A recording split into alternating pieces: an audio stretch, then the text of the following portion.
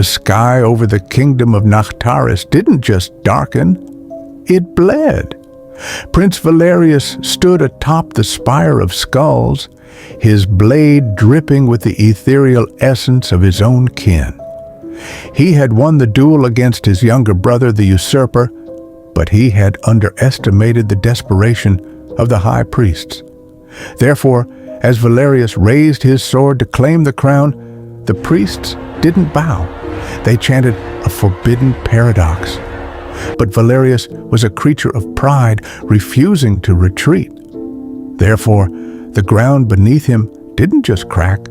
It dissolved into a shimmering vortex of exile. He was stripped of his silver armor, his royal blood curdled into a bestial curse, and he was cast out of the realm of gods and monsters into the fragile, mud-soaked world of men. To understand the fall, one must understand the heights of his arrogance. For centuries, Valerius was the apex predator of Nachtaris. He was the favored son, a prince who commanded the Shadow Legions. But his hunger for power was a void that no conquest could fill.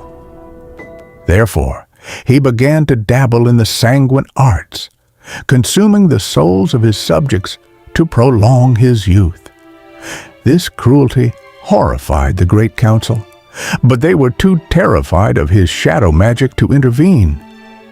Therefore, Valerius grew bolder, eventually demanding the throne, while his father, the eternal king, still drew breath. He orchestrated a coup that turned the palace into a slaughterhouse. But the king, in his final moment, whispered a secret to the younger prince, a spell of banishment that could only be fueled by a king's dying breath. The coup was a success, but the victory was ashes. The spell took hold. Valerius felt his humanity peeling away like burnt parchment. He was no longer a prince. He was a vessel of discord, trapped in the skin of a lowly beast.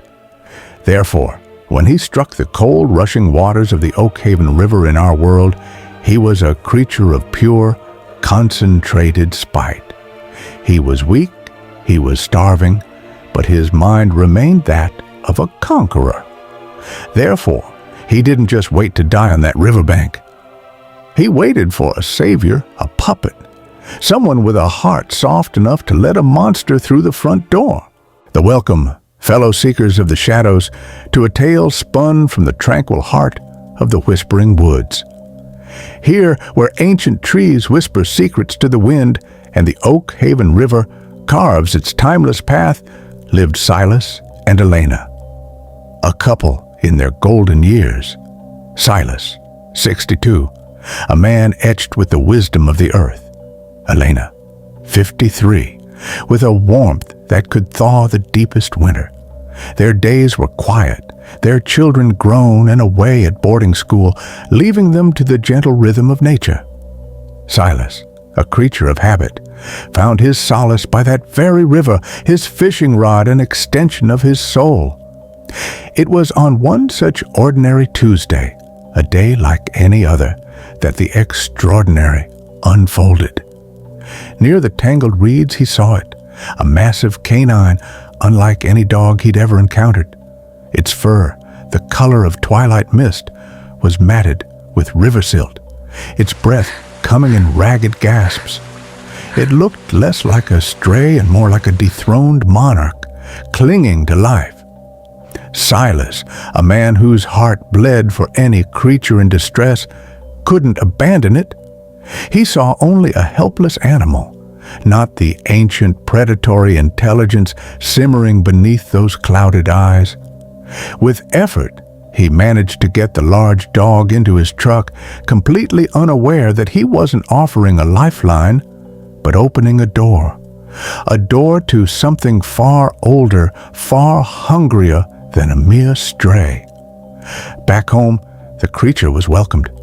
Elena, initially cautious, soon succumbed to its silent, almost regal presence. They named him Shadow for his quiet movements and his ability to appear and disappear within the house's dim corners. But Shadow was no ordinary dog. He refused kibble, preferring the raw meat Silas reluctantly provided, rationalizing it as a diet for a large wild-caught animal. He rarely barked, communicating instead with intense, unwavering stares that seemed to bore into your very soul.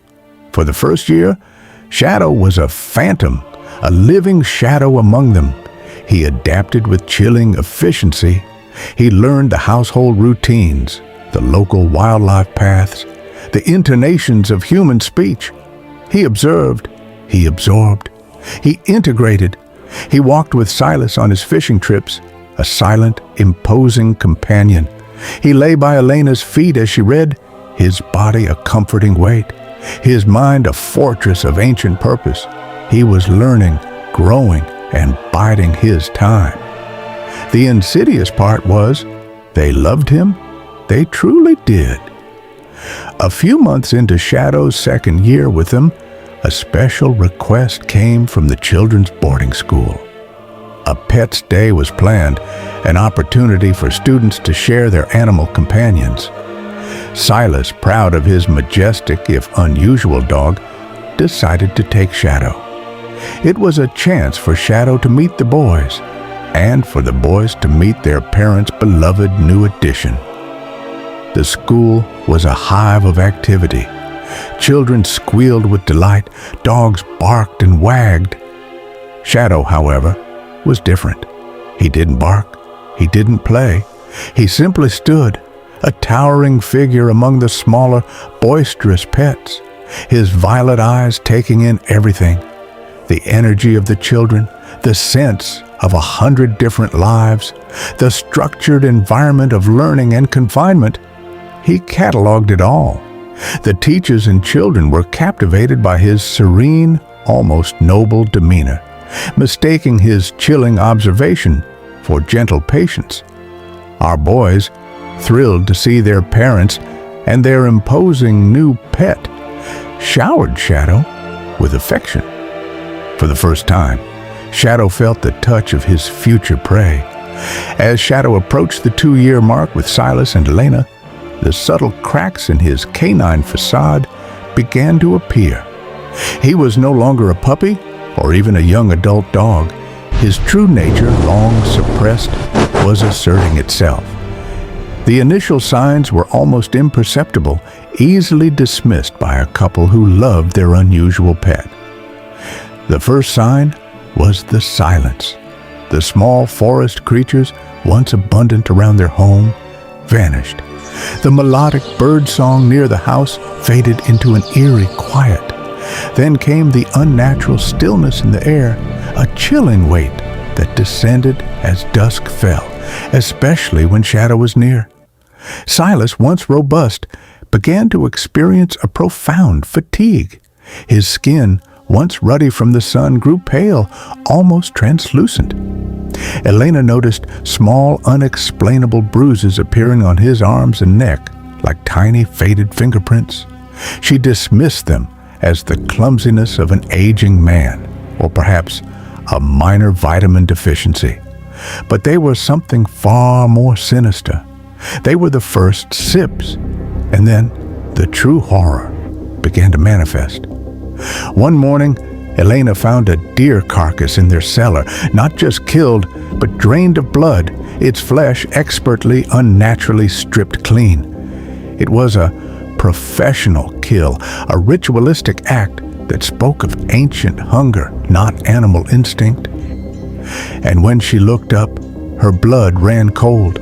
Shadow stood in the cellar doorway, his eyes, now undeniably violet, gleamed with a predatory light. He wasn't panting, he wasn't growling, he was grinning, a silent, knowing, utterly terrifying expression that no dog should ever possess. That night, the illusion shattered completely.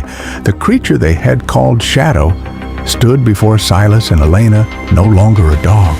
Its fur receded, its limbs elongated, its form shifting and contorting into that of a pale, muscular man with elongated fangs and eyes like bruised galaxies. Prince Valerius, heir to the obsidian throne, banished from his subterranean kingdom, cast into our world as a beast of burden. Your kindness was merely my gateway, Valerius hissed, his voice echoing in the small kitchen, rattling the very foundations of their world. But kindness does not reclaim a throne. Only the lifeblood of the innocent can bridge the gap between worlds, and you, my dear hosts, have provided the perfect sustenance. The horror wasn't just in his monstrous appearance, but in his chilling intent. To return to his kingdom, to exact his bloody revenge, he needed to consume the flesh of those who had cared for him, those he had slowly, meticulously drained. He had fed on Silas's life force, but now, with their children's innocent laughter approaching, he needed the full harvest. As the innocent voices of their children echoed from the driveway, Silas and Ilna understood the true, terrifying depth of their mistake. They hadn't rescued a stray. They hadn't adopted a pet.